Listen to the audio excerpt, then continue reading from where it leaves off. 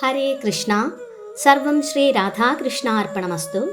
അധ്യായം 5 കർമ്മയോഗം കൃഷ്ണാവബോധത്തിൽ പ്രവർത്തനം. ശ്ലോകം 13. സർവകർമാണി മനസാ സന്യസ്യാസ്ഥേ സുഖം വശീ നവത്വാരേ പുരേ ദേഹി നൈവ കുർവൻ ന കാരയൻ. വിവർത്തനം. ശരീരസ്ഥനായ ആത്മാവ് തൻ്റെ പ്രകൃതത്തെ നിയന്ത്രിച്ച് സർവകർമ്മങ്ങളെയും മനസ്സാ പരിത്യജിച്ചുകൊണ്ട് 9 വാതിലുകളുള്ള പുരത്തിൽ ഭൗതിക ശരീരത്തിൽ സുഖമായി വാഴുന്നു. ഒന്നും ചെയ്യുന്നില്ല, ചെയ്യിക്കുന്നതുമില്ല. ഭാവാർത്ഥം: ദേഹി 9 വാതിലുകളുള്ള പുരത്തിൽ വസിക്കുന്നു. ശരീരമാകുന്ന ഈ പുരത്തിലെ പ്രവർത്തനങ്ങൾ പ്രകൃതിയുടെ പ്രത്യേക ഗുണങ്ങൾക്കനുസരിച്ച് യാന്ത്രികമായി നടന്നു പോരുകയാണ്. ശരീരത്തിൻ്റെ പരിമിതികൾക്ക് സ്വതേ വഴങ്ങുന്നുണ്ടെങ്കിലും ജീവാത്മാവിന് ഈ പരിമിതികളെ വേണമെങ്കിൽ അതിലംഘിക്കാൻ കഴിയും. തൻ്റെ ശ്രേഷ്ഠതരമായ ഭാവം മറന്നുപോകുന്നത് കൊണ്ടാണ് ജീവന് ശരീരത്തോട് താതാത്മ്യം തോന്നുന്നത്, തന്മൂലം ദുഃഖങ്ങൾക്കിടവരുന്നതും. കൃഷ്ണാവബോധത്താൽ ജീവന് തൻ്റെ യഥാർത്ഥ സ്ഥിതി പുനരുജ്ജീവിപ്പിക്കാൻ കഴിയും. തന്മൂലം തൻ്റെ ദേഹാവസ്ഥയിൽ നിന്ന് അയാൾക്ക് മോചനം നേടാം. അങ്ങനെ കൃഷ്ണാവബോധം ഉൾക്കൊള്ളുമ്പോൾ ഒരാൾ ക്ഷണേന ശാരീരിക പ്രവർത്തനങ്ങളിൽ നിന്ന് പൂർണ്ണമായും അകലുന്നു.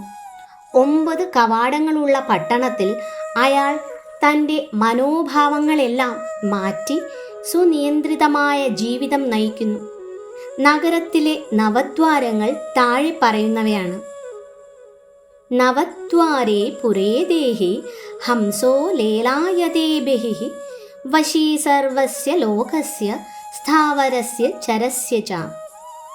ജീവസത്തയുടെ ശരീരാന്തർഭാഗത്ത് വാഴുന്ന ഭഗവാൻ പ്രപഞ്ചത്തിലെ സർവ്വജീവജാലങ്ങളുടെയും നിയന്താവാണ്.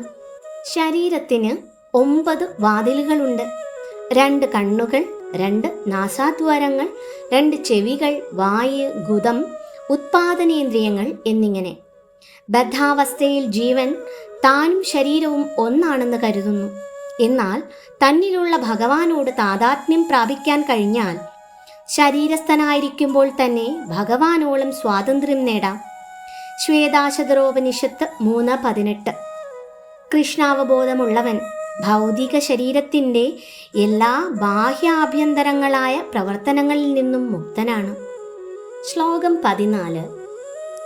ന കർത്തൃത്വം ന കർമാണി ലോകസ്യാസൃജതി പ്രഭുഃ ന കർമ്മഫല സംയോഗം സ്വഭാവസ്തു പ്രവർത്തതേ. വിവർത്തനം. ശരീരസ്ഥനായ ആത്മാവ് തൻ്റെ ശരീരമാകുന്ന പുരത്തിൻ്റെ ഉടമസ്ഥൻ കർമ്മങ്ങൾ ഉണ്ടാക്കുന്നില്ല, കർമ്മം ചെയ്യാൻ പ്രേരിപ്പിക്കുന്നില്ല, കർമ്മഫലങ്ങൾ ഉണ്ടാക്കുന്നതുമില്ല. പ്രകൃതിയിലെ ത്രിഗുണങ്ങളാണ് ഇവയ്ക്കെല്ലാം കാരണം. ഭാവാർത്ഥം: ജീവാത്മാവ് ഭഗവാന്റെ ശക്തികളിൽ പ്രകൃതികളിൽ ഒന്നാണ്. ഈ ജീവാത്മാവ് ഭഗവാന്റെ പരാപ്രകൃതിയെന്ന് പറയപ്പെടുന്ന ദ്രവ്യത്തിൽ നിന്ന് വ്യത്യസ്തമാണ്. ഇത് 7-ാം അധ്യായത്തിൽ വിവരിക്കുന്നുണ്ട്. എങ്ങനെയോ സ്മരണാതീത കാലം മുതൽക്കേ ശ്രേഷ്ഠ പ്രകൃതിയായ ജീവാത്മാവ് ഭൗതിക പ്രപഞ്ചത്തോട് ബന്ധപ്പെട്ടാണിരിക്കുന്നത്. തൻ്റെ ക്ഷണിക ദേഹമായ ഭൗതിക വസതി വിവിധ കർമ്മങ്ങളുടെയും അവയുടെ ഫലങ്ങളുടെയും ഹേതുവായിത്തീരുന്നു. ഇങ്ങനെ ബദ്ധമായ പരിതസ്ഥിതിയിൽ ജീവിച്ചിട്ട് ശരീരത്തെ താനെന്ന് തെറ്റിദ്ധരിച്ച് അഥവാ അജ്ഞാനത്താൽ ജീവൻ ശാരീരിക കർമ്മങ്ങളുടെ ഫലങ്ങൾ അനുഭവിക്കുന്നു. സ്മരണാതീത കാലം മുതൽക്കേയുള്ള അവിദ്യയാണ് ശാരീരിക ക്ലേശങ്ങൾക്കും ദുഃഖത്തിനും കാരണമാകുന്നത്. ശരീരത്തിൻ്റെ പ്രവർത്തനങ്ങളിൽ നിന്ന് ജീവൻ ഒഴിഞ്ഞു നിൽക്കുകയാണെങ്കിൽ ആ കർമ്മങ്ങളുടെ ഫലങ്ങളിൽ നിന്ന് മുക്തനാകാം. ശരീരസ്ഥനാകുന്ന കാലത്തോളം താൻ അതിൻ്റെ ഉടമയാണെന്ന് ജീവന് തോന്നും. വാസ്തവത്തിൽ അവൻ അതിൻ്റെ ഉടമയോ അത് ചെയ്യുന്ന കർമ്മങ്ങളുടെയും അനുഭവിക്കുന്ന ഫലങ്ങളുടെയും നിയന്താവോ അല്ല.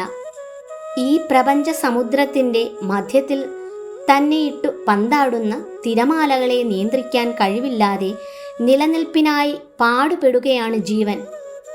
ദിവ്യമായ കൃഷ്ണാവബോധം കൊണ്ട് ഈ കടലിൽ നിന്ന് രക്ഷ നേടുക, അത് മാത്രമേ ഈ പ്രശ്നത്തിന് പരിഹാരമായുള്ളൂ. എല്ലാ കഷ്ടപ്പാടിനും ഉത്തമമായ നിവാരണോപായം അതുമാത്രം. ഹരേ കൃഷ്ണ. സർവം ശ്രീ രാധാകൃഷ്ണാർപ്പണമസ്തു.